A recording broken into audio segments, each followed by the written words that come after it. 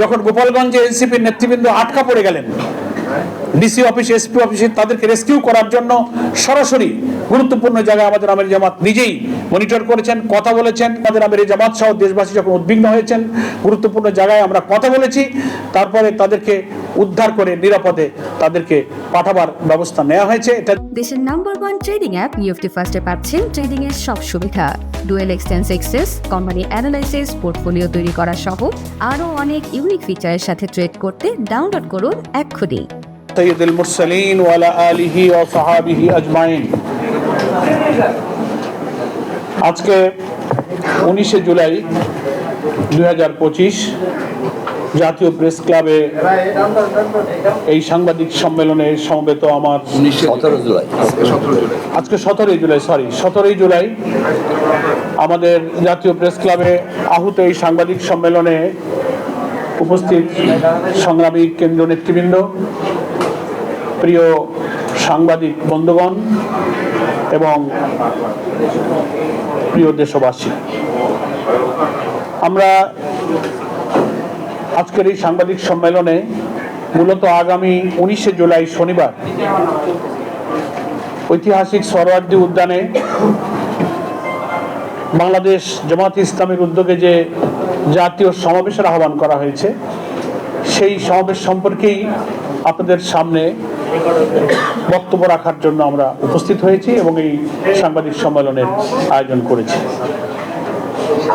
আজকে আমার এই সম্মেলনের বক্তব্যটাকে আমি সংক্ষেপেই পেশ করার চেষ্টা করবো ইনশাআল্লাহ। 3টা পার্টে আমি আপনাদের সামনে ছোট ছোট করে কয়েকটা কথা বলবো।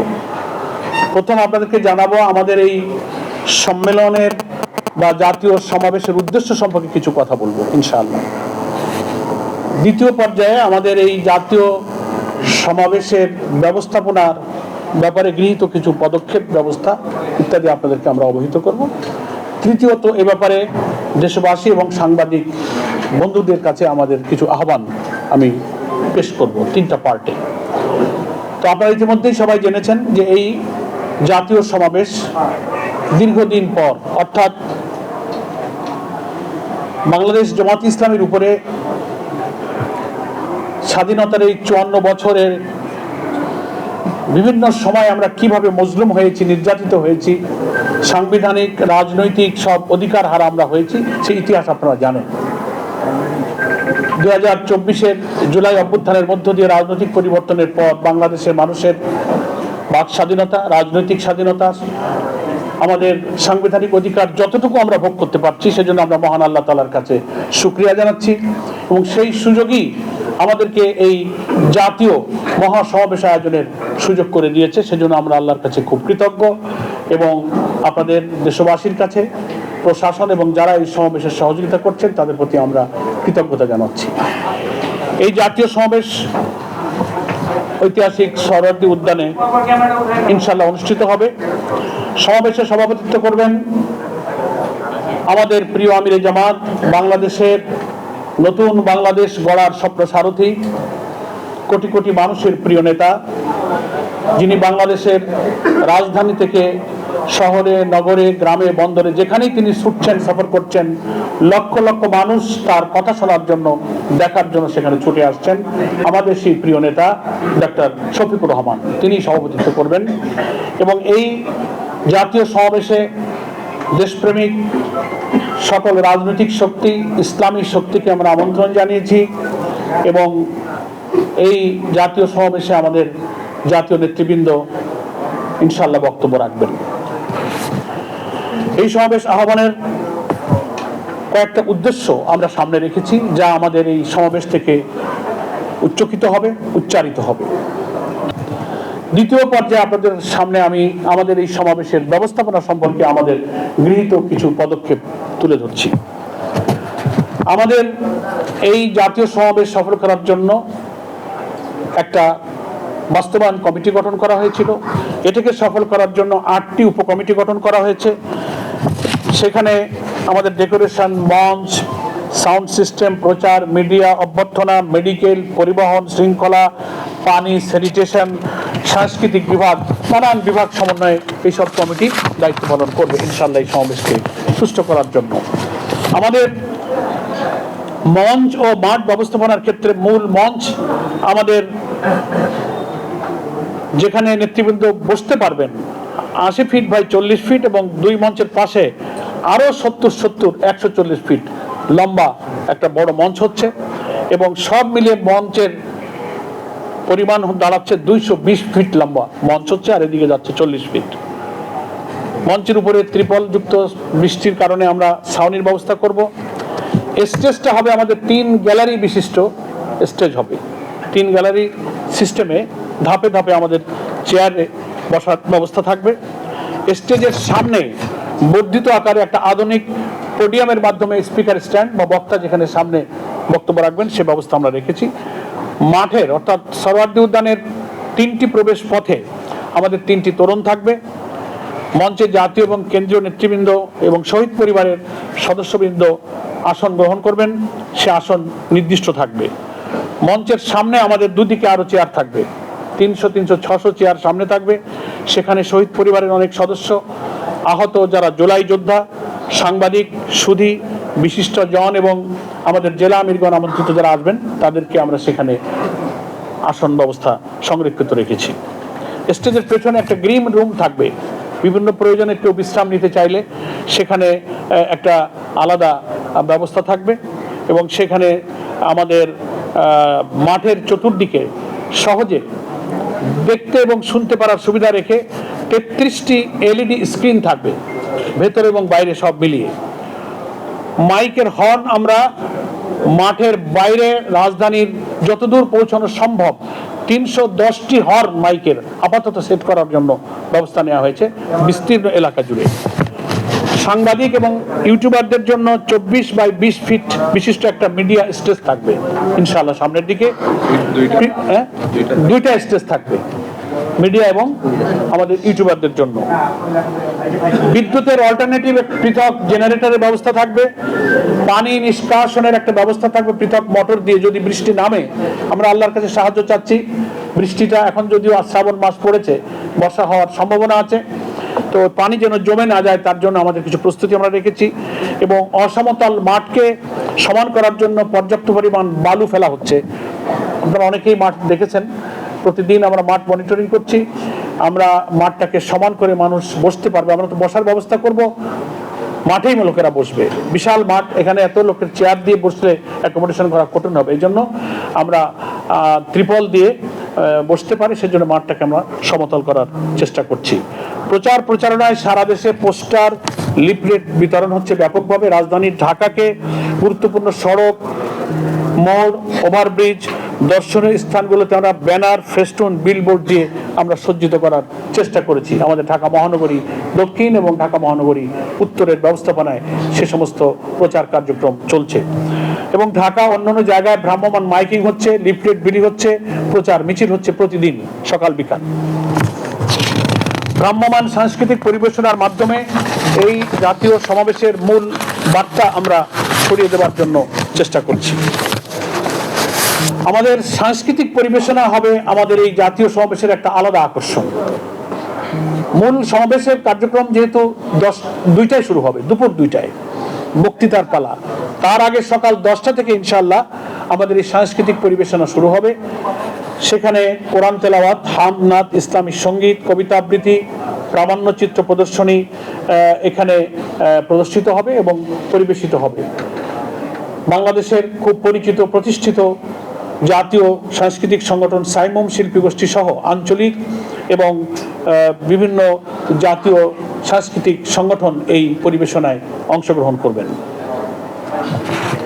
20টি পয়েন্টে প্রায় 6000 স্বেচ্ছাসেবক বিভিন্ন বিভাগে দায়িত্ব পালন করবেন।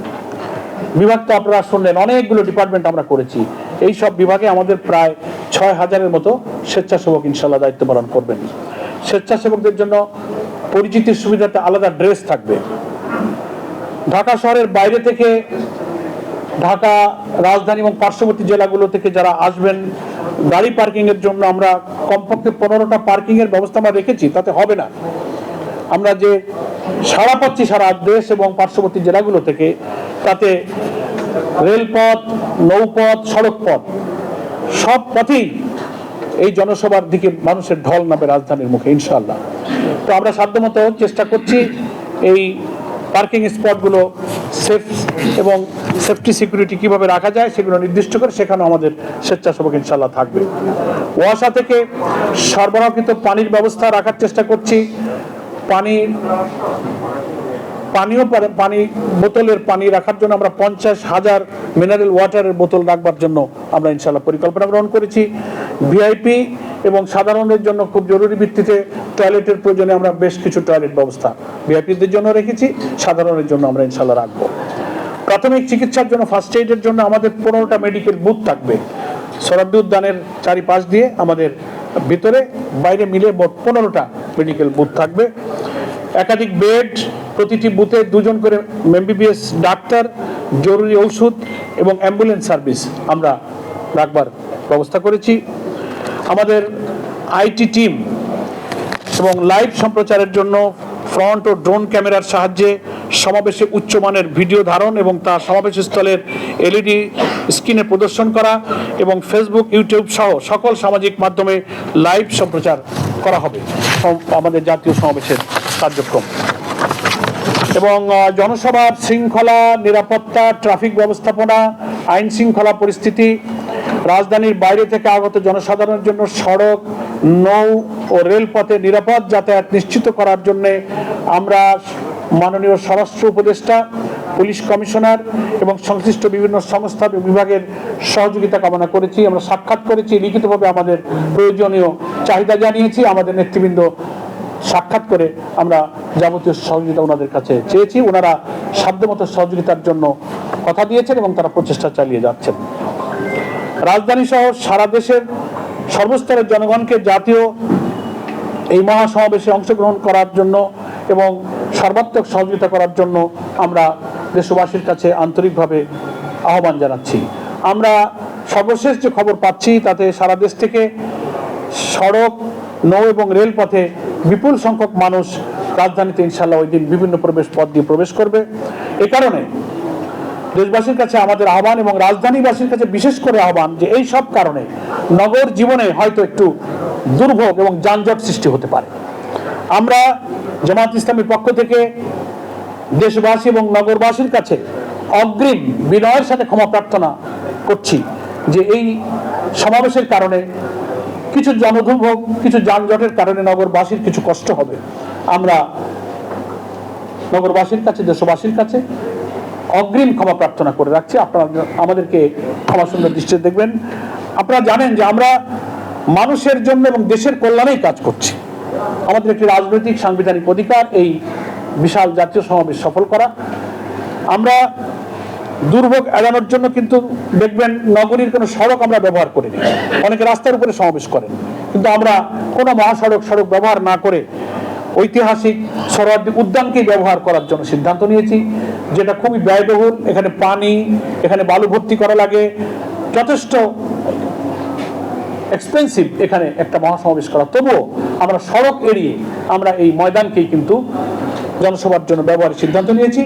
সড়কে এরকম জনসভা করলে কিন্তু রাজধানী একেবারেই অচল হয়ে পড়ে। এটা আমরা জনস্বার্থে আমরা এই কষ্ট করেছি। ফলে আমরা দেশবাসীর কাছে আজকের এই সাংবাদিক সম্মেলন থেকে আহ্বান জানাবো, সরকার এবং সংশ্লিষ্ট প্রশাসন এবং যত বিভাগ আছে সমগ্র দেশবাসীর কাছে আমরা আন্তরিক দোয়া এবং সহযোগিতা কামনা করছি। বৃষ্টি মৌসুম হওয়ার কারণে বৃষ্টি হওয়ারও সম্ভাবনা আছে। আমরা আহ্বান জানাবো, সাংবাদিক বন্ধুদের কাছে বিশেষ অনুরোধ থাকবে, আপনাদের যথেষ্ট সহযোগিতা, সুব্যবস্থা ওখানে আপনাদের সংবাদ গ্রহণ এবং পরিবেশনের জন্য আমরা রাখবার চেষ্টা করেছি। আমাদের এই জাতীয় মহাসমাবেশে যারা উপস্থিত হবেন, বৃষ্টি হলেও তারা যেন শৃঙ্খলার সাথে এই সমাবেশ সফল করেই তারপর সমাপ্তি পর্যন্ত থাকেন, সেই আহ্বান আমরা আগের থেকেই জানিয়ে রাখছি। আমাদের সেই মোটিভেশন আগের থেকেই চলছে। প্রিয় সাংবাদিক বন্ধুগণ এবং দেশবাসী, মোটামুটি আমি আমাদের এই জাতীয় মহাসমাবেশের উদ্দেশ্য, আমাদের ব্যবস্থাপনা সংক্রান্ত কথা এবং দেশবাসী এবং নগরবাসীর প্রতি, সাংবাদিকদের প্রতি সহযোগিতার এই আহ্বান জানিয়ে আপাতত আমি আজকের এই সাংবাদিক সম্মেলনে আমাদের জাতীয় মহাসমাবেশ সম্পর্কিত মহিলা মহল থেকে এই সমাবেশে অংশগ্রহণ করার আগ্রহ আকুতি আমাদের কাছে এসেছে। আমাদের সংগঠনের যারা মহিলা কর্মী এবং দায়িত্বশীলরা আছেন, তারাও এই আগ্রহ ব্যক্ত করেছেন। এটা নিয়ে আমাদের কেন্দ্রীয়ভাবে সম্মানিত আমিরে জামাতের উপস্থিতিতে আমরা বিস্তারিত আলোচনা করেছি যে এই বিশাল জাতীয় মহাসমাবেশে তাদেরকে আমরা অংশগ্রহণ করবার কোনো সুযোগ দিতে পারি কিনা। বিস্তারিত আলোচনার পর আমরা দেখেছি এই লক্ষ লক্ষ মানুষের এই সমাবেশে তাদের নিরাপদ পরিবেশে এই বর্ষা মৌসুমে একটু বসবার ব্যবস্থা, ভেতরে প্রবেশ এবং বাইরে যাওয়ার নিরাপদ, সুশৃঙ্খল, ঝামেলামুক্ত কোনো পরিবেশ এরকম এই মাঠে করাটা অসম্ভব। আমি একটু লেট মি ফিনিশ। আমাদের অনেক সমাবেশে মহিলারা থাকেন, তাদের জন্য আমরা সেপারেট অ্যারেঞ্জমেন্ট থাকে। আর মিডিয়ার কল্যাণে আপনারা তো লাইভ ব্রডকাস্ট করবেন অনলাইন, সারা দুনিয়া ঘরে বসে, শুধু দেশ কেন সারা পৃথিবীর প্রান্ত থেকে এই সমাবেশ তারা দেখতে পারবে। এটার জন্য আমরা দুঃখিত। যদি আল্লাহ তাআলা কখনো কোনো পরিবেশ এদেশে আমাদের দেন, লক্ষ লক্ষ নারীরাও আমাদের এই সমাবেশে ইনশাল্লাহ অংশগ্রহণ করবে ইনশাল্লাহ সুযোগ পেলে। নেক্সট হচ্ছে পিআর পদ্ধতি। এটা একটা বিশাল গুরুত্বপূর্ণ একাডেমিক ডিসকাশনেরও প্রশ্ন আছে। এটা নিয়ে গোলটেবিল হচ্ছে, আলোচনা হচ্ছে। আপনারা সাংবাদিক নিশ্চয়ই এগুলো গবেষণা করছেন। বিশ্বের প্রায় 90টি দেশে পিআর পদ্ধতি চালু আছে এবং পিআরেরও প্রায় 6টা পদ্ধতি আছে। এগুলো একটা দুইটা কথায় এটার কোনো অ্যান্সার হয় না। তবে বাংলাদেশের প্রেক্ষাপটে পিআর পদ্ধতির নির্বাচনে আমি সংক্ষেপে শুরুতেও বলেছি, এটা হচ্ছে একটা উপযুক্ত পন্থা। প্রত্যেকটি ভোটের মূল্যায়ন হয় according to ratio of vote. পার্লামেন্টের 300 আসনকে প্রত্যেকটি দল রেশিও অনুযায়ী তার দলের মধ্যে নমিনেট করেন। এখানে কালো টাকা, বেশি শক্তি, মনোনয়ন বাণিজ্য থাকে না, একটা কোয়ালিটি পার্লামেন্ট হয়, অনেক সুবিধা এখানে আছে। সেগুলো এটা যেহেতু আজকের এই সম্মেলনটা জনসভা কেন্দ্রিক, এটা খুব ডিসকাশনের ব্যাপার না। আমরা আমাদের দৃষ্টিভঙ্গি থেকে বলেছি জনসভায় ইনশাল্লাহ আমাদের জাতীয় নেতৃবৃন্দ আমিরে জামাতের ব্যাপারে বক্তব্য রাখবেন। নেক্সট, আপনাদের এই সমাবেশে আপনারা তো আলহামদুলিল্লাহ এটা খুব গুরুত্বপূর্ণ এবং বর্তমান পরিস্থিতি এটা একটা গুরুত্বপূর্ণ ইস্যু। এটা নিয়ে আমরা পুলিশ কমিশনারের সঙ্গে আমাদের নেতৃবৃন্দ বসেছেন। আমি আমাদের ডক্টর আব্দুল মোহাম্মদ তাহের স্বরাষ্ট্রমন্ত্রীর সঙ্গে সাক্ষাৎ করে কথা বলেছি। স্বরাষ্ট্র উপদেষ্টা নিজেই টেলিফোন করে কালকে আমাদের জনসভার সিকিউরিটি এবং ব্যবস্থাপনা সম্পর্কে খবর নিয়েছেন। বিভিন্ন এজেন্সি এ ব্যাপারে কাজ করছে। আশা করছি আমাদের নিজস্ব স্বেচ্ছাসেবক আমাদের ব্যবস্থাপনা নিয়ে আমরা আশা করছি আল্লাহ তাআলার সাহায্য পেলে, আপনাদের সহযোগিতা পেলে ইনশাআল্লাহ সুশৃঙ্খলভাবে এই সমাবেশ এদিক থেকে হবে। আর গোপালগঞ্জের ইস্যুতে আমরা তীব্র নিন্দা এবং ক্ষোভ প্রকাশ করেছি। গতকালকে তাৎক্ষণিকভাবে বাংলাদেশ জামাত ইসলামী রাজধানী ঢাকা সহ সারা দেশে আমরা বিক্ষোভ মিছিল করেছি। আমাদের সম্মানিত আমিরে জামাত এই ঘটনা ঘটার পরই স্বরাষ্ট্রমন্ত্রী এবং দেশের খুব উচ্চপদস্থ গুরুত্বপূর্ণ এজেন্সির সঙ্গে সরাসরি কথা বলে, যখন গোপালগঞ্জে এনসিপির নেতৃবৃন্দ আটকা পড়ে গেলেন ডিসি অফিস, এসপি অফিসে, তাদেরকে রেস্কিউ করার জন্য সরাসরি গুরুত্বপূর্ণ জায়গায় আমাদের আমির জামাত নিজেই মনিটর করেছেন, কথা বলেছেন। আমার সাথে কথা হয়েছে, উনি এনসিপি নেতৃবৃন্দর সাথে কথা বলেছেন, তারা আমাদের সাথে কথা বলেছে। আমরা এর তীব্র নিন্দা জানিয়েছি, আমরা তাদের পরামর্শ দিয়েছি। আমরা মনে করি যে একটা নিষিদ্ধ ছাত্র দল বা যুব ছাত্র সংগঠন, আর কি ছাত্র সংগঠন বা রাজনৈতিক সংগঠন, এরকম একটা পূর্ব ঘোষিত গণতান্ত্রিক প্রোগ্রাম, তাদের সাংবিধানিক অধিকার, তারা সারা দেশে পদযাত্রা করছে, পূর্ব নির্ধারিত টাইম তাদের ছিল, সেইখানে এইভাবে দিনের বেলা হামলা করে বসলো। ভিডিওতে আপনারা দেশবাসী দেখেছেন যে পুলিশ প্রশাসন বা যারা সেখানে উপস্থিত ছিলেন ল অ্যান্ড অর্ডার সিচুয়েশনকে দেখার জন্য, তারা কিন্তু কাঙ্ক্ষিত মানে যথার্থ ভূমিকা কিন্তু পালন করতে পারেনি। এসেছেন তারা পরে, তারা এসেছে পরে, কিন্তু তখন কিন্তু দুর্ঘটনা কিন্তু ঘটে গেছে। যাই হোক, তারপরে আমাদের আমিরে জামাত সহ দেশবাসী যখন উদ্বিগ্ন হয়েছেন, গুরুত্বপূর্ণ জায়গায় আমরা কথা বলেছি, তারপরে তাদেরকে উদ্ধার করে নিরাপদে তাদেরকে পাঠাবার ব্যবস্থা নেওয়া হয়েছে। এটার জন্য আমরা তীব্র নিন্দা জানাই এবং বিস্ময়ের ব্যাপার যে সশস্ত্রভাবে গোপালগঞ্জের সেই সব জায়গাগুলোতে তারপরও তারা যে মিছিল করেছে, বিক্ষোভ করেছে, ডিসি অফিসে, এসপি অফিসে হামলা করেছে, কারাগারে হামলা করেছে, এটা খুবই ন্যাক্কারজনক। এর আমরা তীব্র নিন্দা জানাই এবং এই অবস্থা নিরসন হওয়ার জন্য আজকে সারা দেশে জামাত ইসলামী বিক্ষোভ দিবস ঘোষণা করেছে। সারা দেশের সকল মহানগরী জেলাতে আমরা বিক্ষোভ মিছিল করব। আমরা পত্রিকায় স্টেটমেন্ট করেছি, আমিরে জামাত ফেসবুকে তার গুরুত্বপূর্ণ স্ট্যাটাস দিয়েছেন, সবই হয়তো আপনারা দেখেছেন। আমরা ফ্যাসিবাদ বিরোধী আন্দোলনে যারা রাজপথে ছিলেন, যারা জুলাই অভ্যুত্থানের চেতনা লালন করেন, তাদের উপর এই জাতীয় যে কোনো ফ্যাসিবাদী হামলাকে রুখে দেওয়ার জন্য জামাত ইসলামী দৃঢ় প্রতিজ্ঞ আছে। জি, শেষ। তাদের পাশে আমরা থাকবো।